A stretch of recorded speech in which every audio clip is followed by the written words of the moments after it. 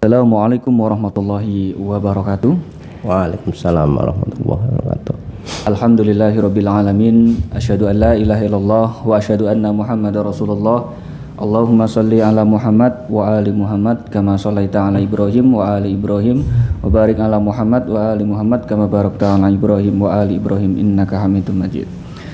Mendengar Radio Purnama Sidi dimanapun Anda berada, bagaimana kabarnya di sore hari ini? Mudah-mudahan semua dalam keadaan yang sehat, dalam keadaan yang baik. Berjumpa kembali dalam kajian Karisma, kajian religi Islam berkemajuan merujuk pada Himpunan Putusan Tarjih Muhammadiyah yang pada kesempatan kali ini kita di edisi Jumat 1 April 2022 kita memasuki bulan yang baru, mudah-mudahan juga ilmu kita semakin bertambah insyaallah. Amin. Dan tengah hadir di tengah-tengah kita seperti biasa kita masih bersama dengan Cak Sun. Gimana Cak? Kabarnya? Alhamdulillah. Kita mudah-mudahan bisa sampai untuk bisa mengikuti Ramadan ini. Amin. Dengan penuh kekhidmahan. Iya. Siap. Dan ini juga sudah memasuki bulan Ramadan ya, hampir nanti malam insya Allah dari Muhammadiyah sendiri sudah melaksanakan sholat tarawih ya Cak? Ya.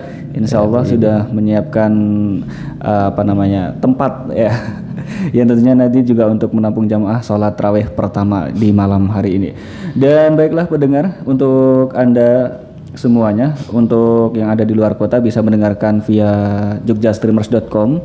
Cari aja di situ nanti line-nya Radio Purnama Sidi. Dan kita langsung ke materi, tapi sebelumnya insya Allah pada kesempatan kali ini kita akan membahas pada bab iman kepada Rasul ya. Iman kepada Rasul yang sebelumnya kita sudah sampai kepada iman kepada kitab Allah. Baiklah pendengar, sebelum kajian kita lanjutkan, marilah kita awali dengan bacaan Al-Basmalah bersama-sama. Bismillahirrahmanirrahim. Monggo Cak. Assalamualaikum warahmatullahi wabarakatuh. Waalaikumsalam warahmatullahi wabarakatuh. Alhamdulillahirabbil alamin. Alhamdulillahilladzi bi ni'matihi tatimmus shalihat. Asyhadu an la ilaha illallah wahdahu la syarikalah wa asyhadu anna Muhammadan abduhu wa rasuluhu la nabiyya ba'da. Allahumma shalli wa sallim wa barik ala nabiyyina Muhammadin wa ala alihi wa ashabihi ajma'in, amma ba'd. Ayolah hadirun pendengar Radio Purnama Sidi dimanapun berada, mudah-mudahan Allah Subhanahu wa ta'ala memberikan rahmat kepada kita semua dan mudah-mudahan Allah memberikan kesehatan.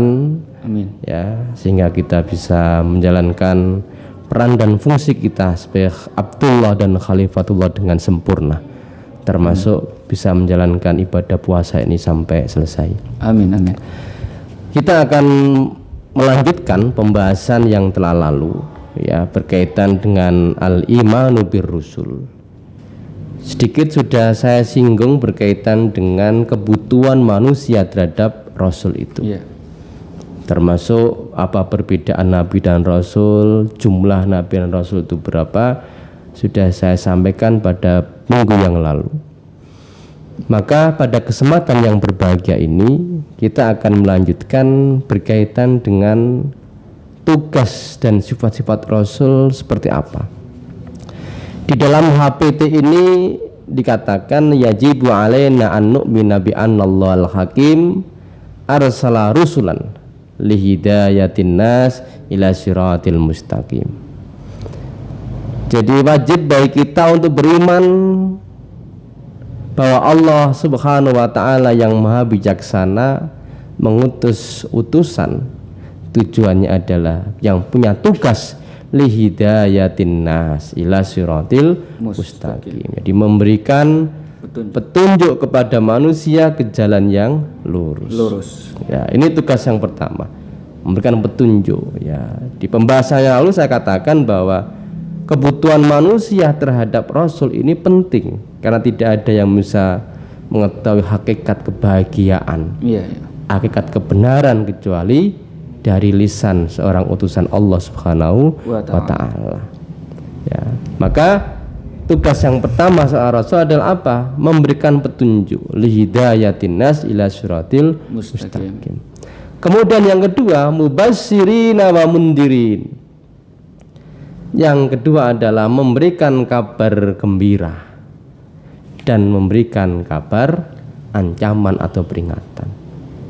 Orang yang berbuat baik, yang melakukan amal soleh, ya, dan ia beriman kepada Allah, maka balasannya adalah Allah akan memberikan kebaikan di dunia. Di akhirat nanti Allah akan memberikan balasan yang lebih baik dari yang mereka kerjakan. Ini kabar gembira bagi orang-orang yang melakukan amal kebaikan. Ya, termasuk ketika orang melakukan amal keburukan, ya, kabar ancaman. Misalnya berpaling dari Al-Qur'an misalnya. Ya, itu peringatan. Wa man a'rada an dzikri fa inna lahu ma'isatan dhanka. Siapa yang berpaling dari peringatanku, ya, sudah disampaikan tentang adanya hari kiamat, itu satu kepastian. Ya, disampaikan oleh seorang rasul yang ucapannya pasti benar karena itu wahyu dari Allah Subhanahu wa taala. Al-Qur'an itu hak, ya. Tetapi tidak percaya.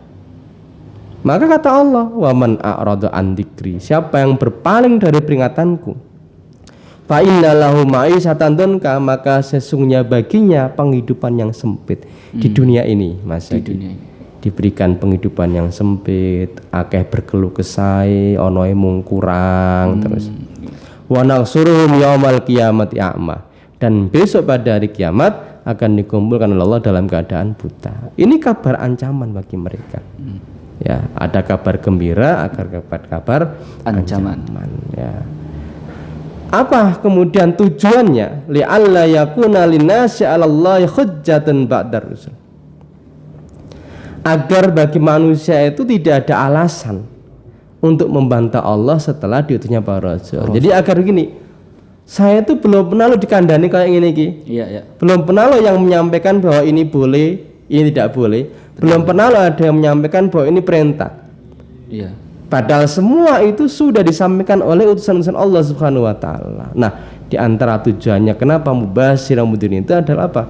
Agar tiada alasan bagi manusia untuk membantah Allah bahwa dia belum mendapatkan peringatan dari utusan-utusan Allah Subhanahu wa taala. Ini menjadi hujjah. Ya, jadi Rasul itu menjadi hujjah, ya, agar orang-orang itu tidak ngeles. Ya kan, maka sekarang ini betul. Nggak ada informasi yang belum tersampaikan itu. Berarti apalagi tinggal seseorang itu yang mencari, mau atau tidak. Ya kan, jadi semuanya itu sudah tersampaikan. Ya kalau sekarang ini ya lewat para alim ulama, lewat para guru. Ya ini apa namanya, tugas seorang rasul seperti itu. Lalu kemudian sifat, ya. Jadi sifat Rasul di dalam HPT ini, dalam matan dikatakan warrusuluhum basarun misluna yakuluna wa yasrabuna wa yamsuna fil aswaq. Jadi ini aspek kemanusiaan, Mas. Betul, ya kan? Sama seperti kita. Sama, ya. Rasul itu siapa? Mereka adalah manusia. Hum basarun misluna, manusia seperti kita. Yakuluna, mereka makan, wa yasrabuna, mereka minum, wa yamsuna fil aswaq, dan mereka itu jalan-jalan di pasar. Sangat manusiawi sekali. Ya, aspek kemanusiaan itu. Ini yang kemudian nanti punya konsekuensi-konsekuensi, Mas. Bahwa Nabi itu diutus dari unsur manusia, itu ada konsekuensi-konsekuensi ya di dalamnya itu. Di dalam surat Al-Furqan sebagai penguat, HPT menyebutkan satu ayat, ya. Surat Al-Furqan ayat 20, wa ma arsalna qablaka minal mursalin illa innahum la yaqulan ta'ama wa yamsuna fil aswaq wa ja'alna ba'dakum li ba'din fitnah. Dan tidaklah aku mengutus beberapa utusan sebelummu kecuali mereka itu memakan makanan, berjalan di pasar-pasar, dan aku jadikan cobaan bagianmu kepada yang lain. Ya kan, karena masih manusia maka ada ujian, ada cobaan-cobaan. Ya, mereka makan, ya, mereka minum. Ya, ini apa namanya, unsur aspek manusiawinya luar biasa. Di dalam surat Al-Kahfi ayat 110 Allah juga berfirman, Kul innama ana basarum mislukum. Katakanlah sesungguhnya aku ini hanya seorang manusia yang seperti kamu. Nah, ini apa namanya penjelasan HPT berkaitan dengan sifat-sifat Rasul itu, dimensi kemanusiaannya luar biasa. Ya. Nah, ada konsekuensi. Ya. Mengapa kemudian Rasul yang diutus itu berasal dari golongan manusia? Ya. Jadi ada satu ayat di mana Allah itu pernah menawarkan satu amanah. Ya, kepada langit, kepada bumi, kepada gunung, ya. Tetapi semuanya enggan untuk memikulnya, nggak ada yang mau gitu. Ya, karena mereka khawatir tidak bisa melaksanakannya. Ya, lalu kemudian manusia sanggup untuk mengemban amanah itu. Bahkan dikatakan doluman jahila, manusia itu sangat zalim dan sangat bodoh. Ya, jadi manusia ini pantas untuk memegang amanah. Ya, yang amanah besar dari Allah Subhanahu wa taala, di mana seluruhnya tidak mampu. Ya, termasuk mengemban risalah. Ya. Jadi mengemban risalah ini. Ya. Ini alasan yang pertama. Kemudian yang kedua, memang ada orang-orang yang berharap putusan itu dari para malaikat. Ya, kejadian masa lalu berarti. Ya, zaman Rasulullah. Zaman Rasulullah. Ya, itu ada yang menginginkan, atau zaman Rasulullah atau sebelum Nabi itu. Ya, sebelum Nabi. Ya kan? Sebelum Nabi Muhammad ada orang-orang yang menginginkan, kenapa tidak diutus malaikat saja? Kenapa diutus orang-orang di antara golongan kami? Ya. Misalnya kita bisa melihat ya di dalam soal Mukminun, mengapa kemudian para rasul itu bukan malaikat? Dan sesungguhnya walain atau tumbasaron mislakum innakum idan la khasir. Sesungguhnya jika kamu sekalian menaati manusia yang seperti kamu, niscaya bila demikian kamu benar-benar menjadi orang-orang yang merugi. Ya, ini apa namanya manusia. Kemudian ada lagi, ini pernyataan-pernyataan mereka, Mas. Ya, yang tidak menginginkan bahwa Rasul itu dari golongan di antara manusia itu. Maka ucapannya ini, walain ata'tum basaran mislakum innakum idan la khasirun. Sesungguhnya jika kamu sekalian menaati manusia yang seperti kamu, kan Rasul itu seperti dari golongan mereka, pergi manusia. Ke pasar tadi makan, ya kan, makan minum. Niscaya bila demikian kamu benar-benar menjadi orang yang merugi. Nggak menginginkan mereka utusan itu dari di antara orang seperti manusia mereka, seperti mereka. Misalnya lagi pernyataannya kaum Samud Nabi Soleh, mereka mengatakan, abasaron minna wahidan nattabi'uhu inna idalla fi dhalalin wasyur. Mereka ini kaum Samud ini mengatakan, bagaimana kita akan mengikuti saja seorang manusia biasa di antara kita? Nabi Soleh itu kan diutus dari golongan mereka. Sesungguhnya kalau kita benar begitu, benar-benar dalam keadaan sesat dan gila. Podo-podo milu sama manusia. Ngapain kita ngikuti sama manusia? Ini sikap mereka, ya. Jadi ada protes. Kenapa kemudian Rasul itu bukan dari golongan malaikat misalnya? Kenapa masih dari golongan manusia? Ya. Nah, ini pernyataan mereka zaman Nabi itu. Wa qalu ma li hadzal rasul ya'kulu ta'ama wa yamsi fil aswaq. Laula unjila ilaihi malakun fayakuna ma'ahu nadhiran. Dan mereka berkata, ini orang-orang kafir Makkah. Pada zaman Nabi itu mereka mengatakan, mengapa Rasul ini memakan makanan berjalan di pasar-pasar? Mereka mempertanyakan, ya, mengapa tidak diturunkan kepadanya seorang malaikat agar malaikat itu memberikan peringatan bersama-sama dengan dia? Ini protes, ya. Jadi mereka menginginkan Rasul itu dari malaikat, bukan dari golongan manusia seperti mereka. Maka dari ayat-ayat tersebut, ya, kita bisa mengambil satu kesimpulan.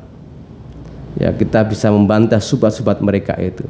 Allah memilih Rasul dari jenis manusia bukan mereka karena lebih besar ujiannya, ya kan, dan mampu mengemban amanah yang sebelumnya sudah ditawarkan oleh Allah kepada para langit, gunung, bumi, dan tidak sanggup. Ya. Kemudian yang kedua, adanya penghargaan terhadap sebuah kebaikan. Iya. Ya, karena ketika Allah memilih sebagian hambanya menjadi rasul, maka itu penghormatan dan penghargaan baginya. Nah, ini apa namanya beberapa hal berkaitan hal itu. Kemudian ada lagi, manusia lebih mampu memimpin dan mengarahkan. Nah, penjelasan Syed Qutb bahwa manusia itu bisa merasakan yang mereka rasakan. Kalau dari golongan malaikat apa bisa? Ya kan? Ketaat terus. Ya kan? Bahkan mungkin nggak bisa melihat gitu, Iya. Mas. Mengalami pengalaman mereka, ikut bergaul dengan mereka, merasakan suasana batin mereka, mengetahui keluh kesah mereka, apa masalahnya? Iya, iya. Ya, karena pada akhirnya utusan inilah yang akan membawa mereka kepada jalan kebenaran. Jadi harus ikut merasakan bagaimana kondisi mereka, mengalami pengalaman mereka, mengetahui keluh kesah persoalan-persoalan hidup mereka itu. Kenapa? Pada akhirnya utusan inilah yang akan membawa mereka itu ke jalan yang benar. Ya. Kemudian kenapa kemudian tidak malaikat? Ya malaikat nggak bisa dilihat, ya kan? Iya, iya. Nggak bisa dilihat. Maka bagaimana mereka akan berbicara dengan mereka, dengan manusia itu sementara mereka tidak ini.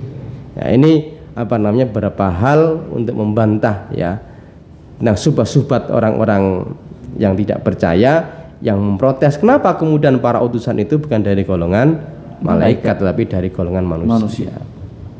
Kemudian sifat rasul yang lain ya. Jadi di dalam HP tadi dikatakan mereka ya makan, minum ya.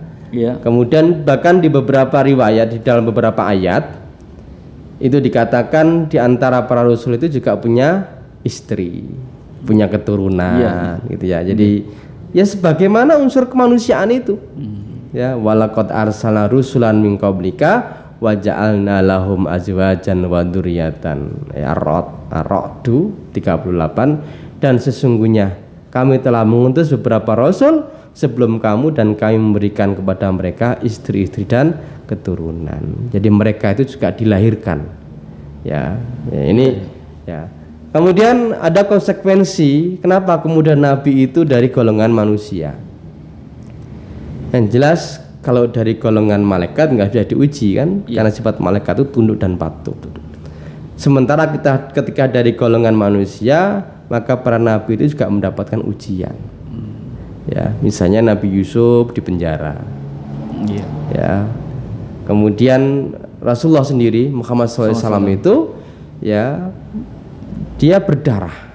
Kan manusiawi sekali kan? Manusiawi sekali. Ya, dilempar batu ketika berada di Taif. Iya. Ya kan? Nabiullah Ayub alaihissalam sakit sampai 18 tahun. Seluruh hartanya habis, keluarganya kemudian menjauh. Ya. Iya. Ya, ini apa namanya? Konsekuensi nabi itu dari unsur manusia. Aspek kemanusiaan itu ya, maka nabi itu mendapat ujian. Ya. Kemudian di dalam HPT ya, dilanjutkan tadi berkaitan dengan sifat. Ya, tugas dan sifatnya.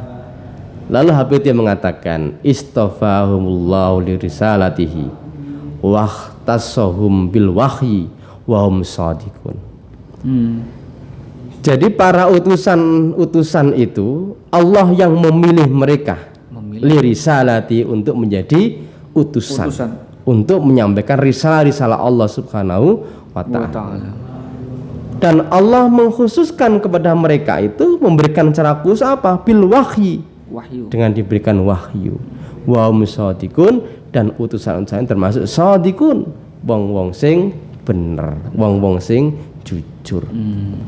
Ya, misalnya di dalam HPT ditegaskan wadkur fil kitab Ibrahim innau kana siddiqon nabiyya. Ya, perhatikanlah akan Nabi Ibrahim dalam kitab. Sesungguhnya ia benar-benar dan menjadi nabi. Termasuk surat Maryam ayat 4. Wadkur fil kitab Ismaila innau kana shadiqal wa'di wa kana rasulan nabiyya. Perhatikanlah akan Ismail dalam kitab. Sesungguhnya ia benar janjinya dan ia adalah utusan dan nabi Allah Subhanahu wa taala. Jadi nabi itu dipilih oleh Allah Subhanahu wa taala. Istafahumullah li risalatihi. Artinya apa? Seorang rasul atau seorang nabi itu adalah karunia Allah Subhanahu wa taala. Kenabian, kerasulan itu pemberian Allah. Tidak didapat dengan keinginan sendiri dengan melakukan riyadhah. Aku tak riyadhah biar jadi nabi gitu. Oh tidak. Itu Allah sendiri yang sudah memilih melalui apa biasanya dengan jadi, tanda-tanda apa? Ada yang kemudian nanti ya beberapa tanda bahwa Allah memilih itu sejak dari awal, misalnya Rasulullah itu sudah didesain agar Rasulullah itu tidak terkontaminasi dengan masyarakat lingkungannya. Maka dibawa oleh malaikat yang nyusui itu Halimatus Sa'diyah di satu desa di mana kondisinya masih orisinal gitu Mas. Tidak terkontaminasi dengan lingkungan di mana Nabi itu berada. Maka dijauhkan itu. Jadi sejak dari kecil sudah ya. Kemudian beberapa tanda-tanda ketika Rasulullah lahir itu misalnya. Ya, maka seluruh api itu menjadi padam misalnya. Ya, repersia kan. Ya, itu tanda-tanda. Ya. Jadi dari awal itu. Jadi bukan kemudian orang dengan sengaja aku tak riyadhah lalu kemudian baca. Tidak, itu istafahumullah. Ya, di dalam HPT menyatakan tegas Allah memilih mereka itu. Artinya apa? Rasul atau seorang nabi itu adalah karunia pemberian Allah Subhanahu wa taala, bukan keinginan pribadi. Nabi Musa itu melalui siapa? Melalui ibunya lewat ilham supaya dia menyusui. Karena zaman Fir'aun itu seluruh anak laki-laki dibunuh. Ya kan? Kemudian diberikan ilham oleh Allah melalui ibunya agar dikintirkan, dihanyutkan ke sungai. Lalu kemudian dapat ilham lagi lah, kemudian disusui oleh ibunya juga. Ya, jadi itu sudah bentuk tanda-tanda. Ya, Allah memilih itu bagian dari karunia Allah Subhanahu wa taala, bukan keinginan pribadi lalu riyadhah. Ya, kemudian biar disebut sebagai seorang nabi atau dipilih, tidak. Itu sudah dari awal itu Allah sudah memotret. Ya, dengan berbagai tanda itu. Misalnya Allah menjelaskan bahwa kenabian itu karunia Allah Subhanahu wa taala. Surat Maryam ayat 58. Ulaikal ladzina an'amallahu 'alaihim minan nabiyyin min dzurriyyatin Adam wa mimman hamalna ma'an Nuhin wa min dzurriyyati Ibrahim wa Israila wa mimman hadaina wastabaina. Mereka itu adalah orang-orang yang telah diberi nikmat oleh Allah. Karunia itu. Karunia Allah. Yaitu para nabi dari keturunan Adam. Dan dari orang-orang yang kami angkat bersama Nuh. Dan dari keturunan Ibrahim dan Ismail, Israel, dan dari orang-orang yang telah kami beri petunjuk dan telah kami pilih. Jadi ini menunjukkan bahwa kenabian atau kerasulan itu adalah karunia Allah, pemberian Allah, bukan didapat dari keinginan. Ya kan, sekarang ini kan banyak orang ngaku nabi kan keinginan. Ya, Musailamah al-Kadzab, Musaddiq atau beberapa nabi datang belakangan itu kan keinginan. Ya, padahal Allah yang memilihnya. Ya, jadi kenabian itu karena Allah Subhanahu wa taala. Misalnya di antara tadi yang sudah saya sampaikan, tanda-tanda itu apa? Allah berfirman kepada Nabi Musa, "Inni istafaituka 'alan nasi bi risalati wa bi kalimati." Aku memilih melebihkan kamu dari manusia yang lain di masamu. Untuk membawa risalahku dan untuk berbicara langsung denganku. Sejak dari awal itu sudah di-guide oleh Allah, Mas. Jadi Nabi Musa itu kan termasuk orang yang sangat cerdas. Ya, cara pandangnya empiristik. Ya, karena ketika dengan Khidir itu kan dia tidak terima dengan apa yang dilakukan Khidir itu. Karena yang dilihat itu sesuatu yang tidak benar misalnya gitu. Tapi dalam konteks Khidir tidak. Ya. Lalu kemudian lagi Allah mengisahkan perkataan Yakub pada anaknya, wa kadzalika yastabika rabbuka. Demikianlah Tuhanmu memilih kamu untuk menjadi nabi. Surat Yusuf ya. Jadi dengan cara apa? Ya sudah dimasukkan ke sumur saudara-saudaranya. Saudara-saudaranya. Itu bagian dari desain. Ya, lalu kemudian dijual ke raja. Ya, lalu kemudian besar dirawat dan macam-macam lah. Ya, lalu kemudian menjadi bendahara kerajaan. Ya, itu bagian dari cara Allah Subhanahu Wa Taala untuk sudah memilih. Lalu kemudian dibuatlah sekian banyak jalan untuk sampai ke sana. Ya. Nah, tetapi memang ada dalam sejarah itu orang-orang yang kemudian ingin jadi nabi. Pengen jadi nabi. Pengen. Ya kan? Ya, misalnya zaman ada namanya Umayyah bin Abi Sal As-Saqafi. Iya. Ini seorang penyair. Jadi orang Arab itu kan memang punya kecerdasan dalam hal sastra. Ya. Jadi Umayyah bin Abi Sal ini sangat ingin menjadi nabi. Ya, sangat ingin, dan dia memahami betul bahwa akan ada nabi yang diutus dari golongannya. Ya, itu karena dia orang cerdas, dia membaca kitab-kitab. Ya, tapi apa yang dia inginkan itu tidak memperoleh. Ya, yang diinginkan itu tidak kemudian menjadi kenyataan karena memang menjadi seorang rasul atau nabi itu adalah pilihan Allah Subhanahu Wa Taala. Karena Allah mengetahui di mana dia menempatkan tugas kerasulan itu. Iya, betul. Allahu a'lamu haitsu yaj'alu risalata. Allah lebih mengetahui di mana dia menempatkan tugas kerasulan itu. Walaupun Umayyah bin Abi Salt itu punya keinginan menjadi seorang nabi atau seorang rasul, karena dia membaca itu. Ya, membaca kitab-kitab bahwa akan diutus seorang rasul dari golongan mereka. Maka dia menempatkan diri atau menampakkan dirinya ingin menjadi seorang nabi gitu. Mengakuisisi. Tapi Allah lebih mengetahui tugas kenabian itu ditempatkan kepada siapa. Ya. Termasuk misalnya ketika orang-orang musyrik mengusulkan agar Allah memilih salah satu dari pembesar Makkah. Jadi orang-orang Makkah itu ingin para nabi atau rasul itu diutus di antara golongan mereka saja. Siapa mereka? Ada Urwah bin Mas'ud As-Saqafi, ada Al-Walid bin Mughirah. Jadi ini orang-orang kaya. Ya, Urwah bin Mas'ud As-Saqafi, kemudian Al-Walid bin Mughirah. Walid bin Mughirah itu bapaknya Khalid bin Walid, Mas. Ya, namanya Al-Walid bin Mughirah itu bapaknya Khalid bin Walid. Ya. Jadi mereka ini mengusulkan agar pembesar Mekah dan Taif ini untuk bisa menjadi rasul. Ya, Urwah bin Mas'ud ini Mekah, Al-Walid bin Mughirah itu Taif. Ya. Tetapi Allah membantah perkataan mereka. Melalui bahwa perkataan mereka itu mungkar. Melalui apa? Melalui Al-Qur'an ini. Melalui Al-Qur'an yang diwahyukan kepada Rasulullah. Bahwa tidaklah mereka itu berhak untuk mengatur-ngatur siapa yang memberikan rahmat kepada seorang hambanya. Ya betul. Kan?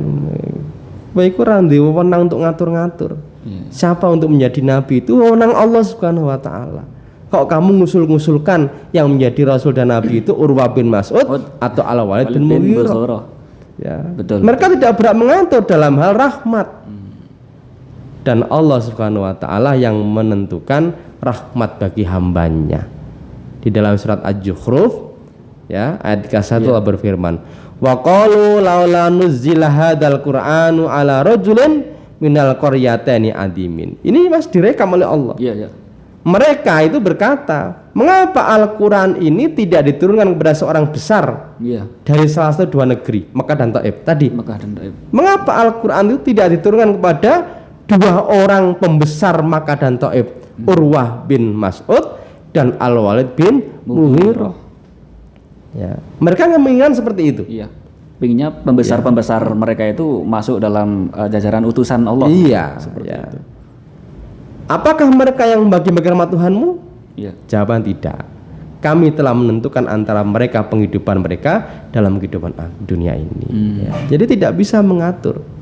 Ya, yang memberikan rahmat kepada hambanya, memberikan karunia siapa yang menjadi nabi dan rasul itu adalah Allah Subhanahu wa Ta'ala.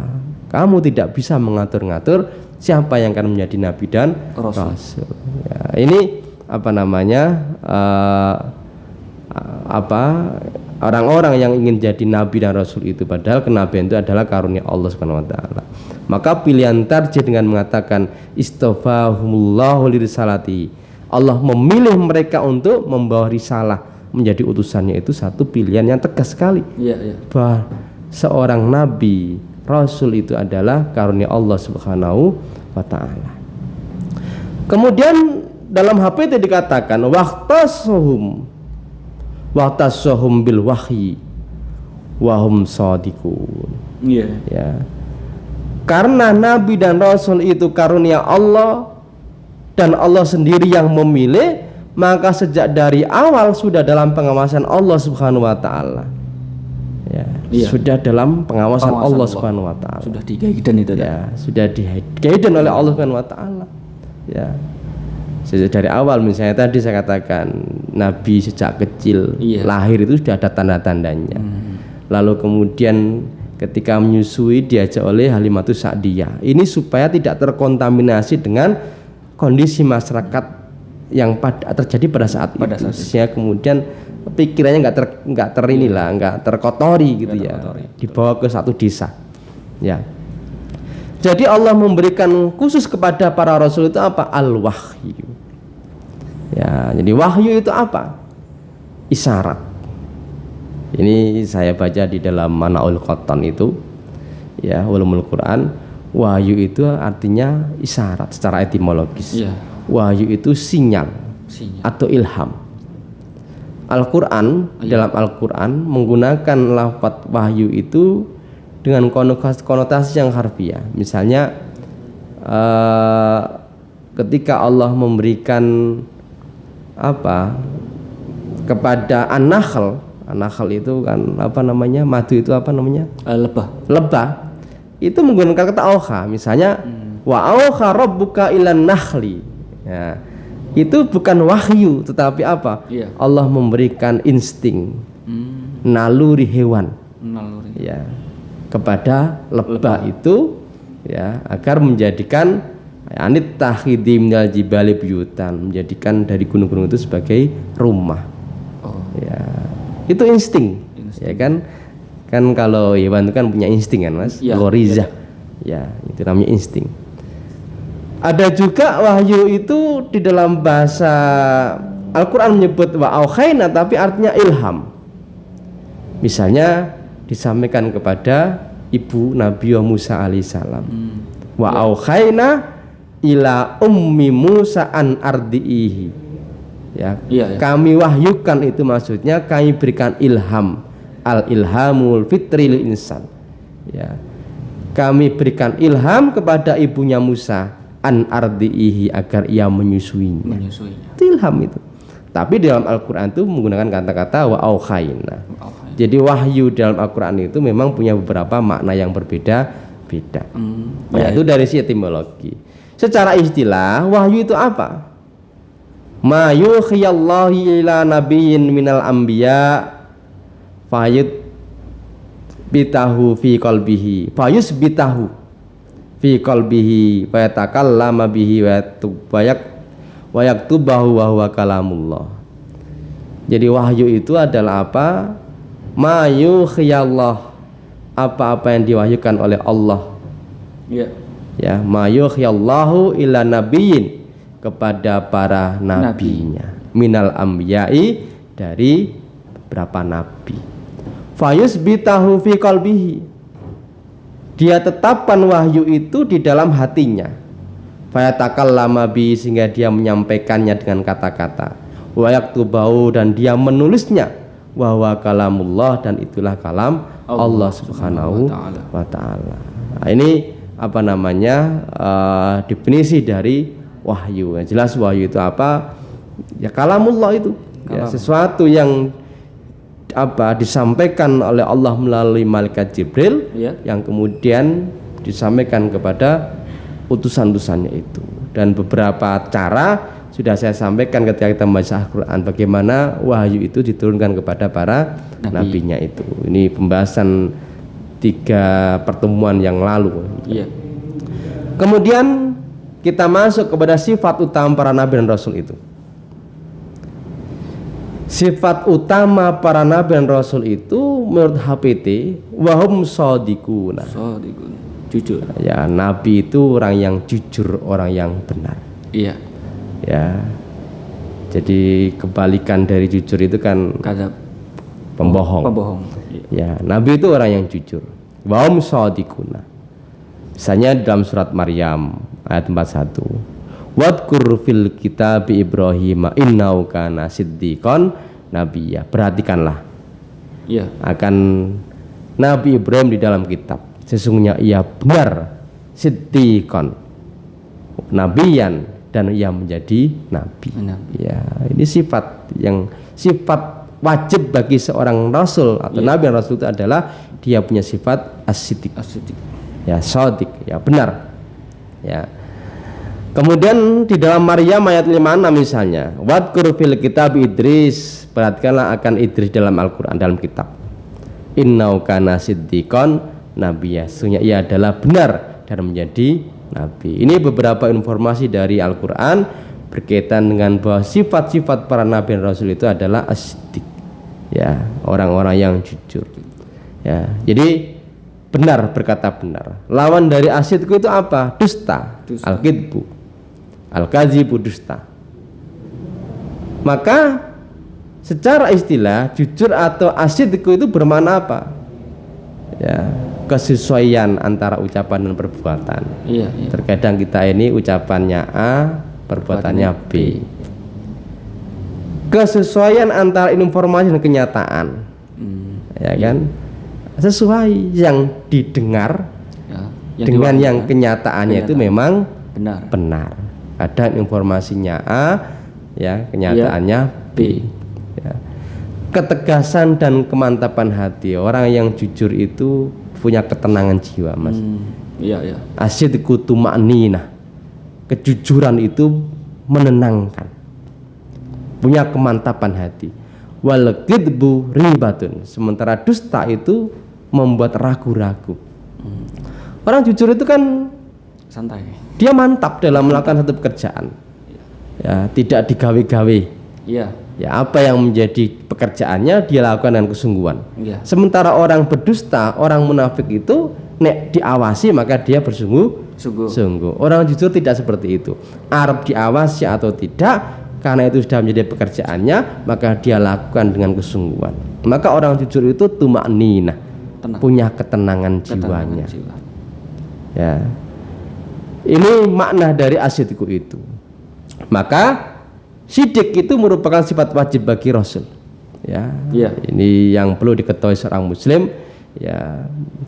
Jadi siddiq itu, jujur itu satu sifat yang wajib bagi seorang rasul. Ya, maka mustahil nabi dan rasul itu adalah pembohong atau pendusta. Kenapa kemudian harus sifat ini yang ada? Agar bisa diteladani.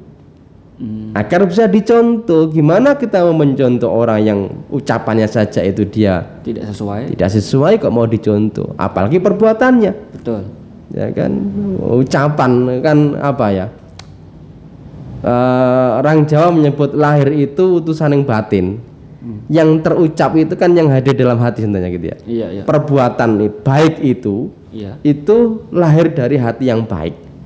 Maka ada seorang ahli etika, ya, Ibnu Miskawi itu mendefinisikan akhlak itu, Mas. Akhlak itu apa? Halun nafsi da'iyatun ila af'aliya bi ghairi fikrin wa ruwiyatin. Jadi akhlak itu apa?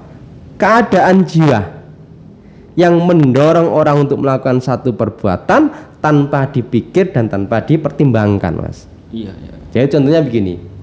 Ketika kita ini mengetahui di jalan itu ada batu atau duri, ya, itu mesti tanpa dipikir dan pertimbangkan, mesti langsung diambil, otomatis. Karena itu cermin dari hati yang baik.